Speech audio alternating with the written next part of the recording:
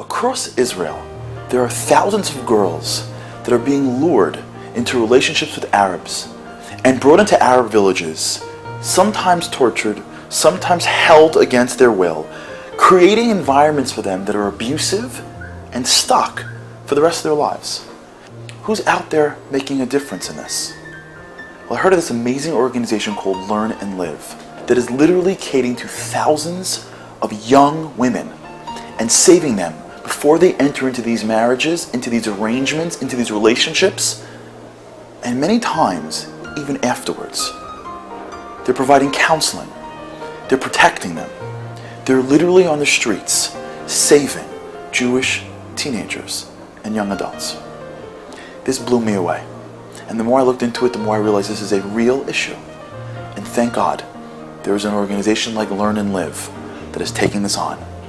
And with their help, and with all of our helps, we'll be able to save so many wonderful Jewish souls. Their work couldn't be more important because each child that they save from this horrible fate is a life in the people of Israel, and we should all be thankful for the work that they do, and they should really be supported. Thank you very much. Shalom from Israel. Thank you for coming. Thank you for caring. I'd like to tell you a little bit what's going on here with this problem of Jewish girls going with Arabs. You take a normal teenager who is having some kind of difficulty with her parents. What teenager doesn't have difficulty with their parents? Who's needy and vulnerable and out there. And you take a population of Arabs that have been instructed to go after the Jewish girls and to trap them. It's Islamic law.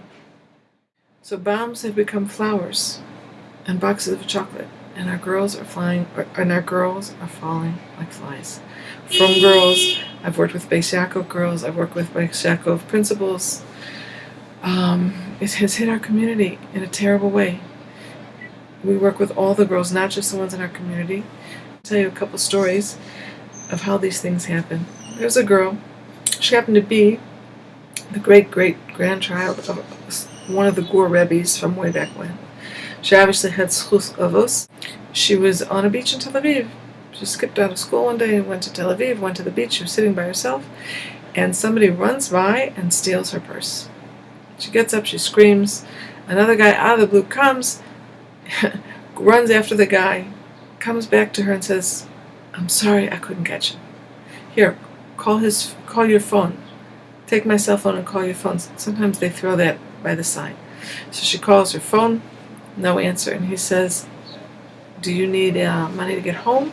Do you need a ride? Can I help you with anything? You need to use a phone?" And all of a sudden, this person who a frum girl would never talk to or minimize the conversation. She's a normal, frum, Beis Yaakov girl with a healthy fear of strangers and knowledge of staying away from men. But all her resistance has just gone down. All her boundaries have been moved. Here's a guy just ran after her purse. She's like, "Wow, thank you so much." And he's trying to help her. And she says, "I don't know what I'm going to do. I live in Jerusalem." And he said, "I just happen to be going to Jerusalem with my car." The true story. So she gets in the car with him. And he takes her home. And on the way home, she hears him speaking Arabic on his cell phone. And she freezes. She didn't know he was an Arab. Speaks fluent Hebrew. So he notices that she's tense, and he says, "What, you didn't know I was an Arab?" And she says, "No." He says, "Don't be afraid. I'm not going to hurt you. I'm just going to take you home." "What, you really think we're all terrorists?" Takes her home, drops her off, right? Nothing happens, right? And now she gets a new cell phone, and he has her number. And he calls her and he says, "Hi, beautiful. Can't stop thinking about you." And even though she knows it's wrong, and even though it's an Arab, something melts inside of her. Nobody ever talked to her like that. And he keeps in touch with her. There's a 2 to 3 month window where they're wined and dined and nice talk, and they quote-unquote prove themselves to be safe. And the girls fall for it, and they fall in love, and they say, "This guy's different." They say to themselves, "Hey, this guy would never hurt me. Look how nice he is to me." And they buy them and buy them things like you can't imagine. Many of the girls that fall for the Arabs come from poor homes. And they don't have a telephone, they don't have an iPhone, they don't have all the things that everybody else has, and they're given everything. They're taken to a mall, and the guy goes with a charge card and says, "You're a princess. Let me buy you whatever you want." And store after store, and they bought her presents. Somebody saw this girl, this Beis Yaakov girl, in the old city, sitting on a bench with this Arab. She didn't know her. She knew her from the gym. She recognized her. She saw she was with this guy. She goes up to him and she realized he was an Arab, and she says, "What are you doing?" So she took her away, and they went for a walk, and they were talking, and she said, "It doesn't mean anything to me. I'm married from a guy. He just likes to spend time with me. He just likes to spend time with me. He just likes to buy me presents." Naivete, stupidity, adolescence, whatever you want to call it. She said, "I watch my drink. I'm really careful. Nothing is going to happen."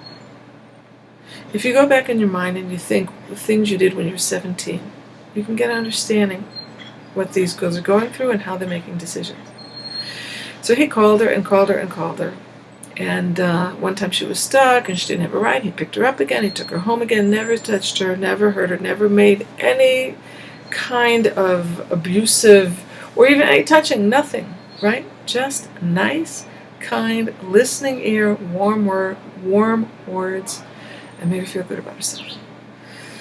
So this girl saw her on the bench in the old city, and she brought her into us. And we spent hours with this girl, and hours and hours and hours. And I had to promise her I wouldn't call her mother. I said, "I won't. I'll talk to you. I won't do anything without your permission." And we couldn't get anywhere. She said, "No, you don't understand.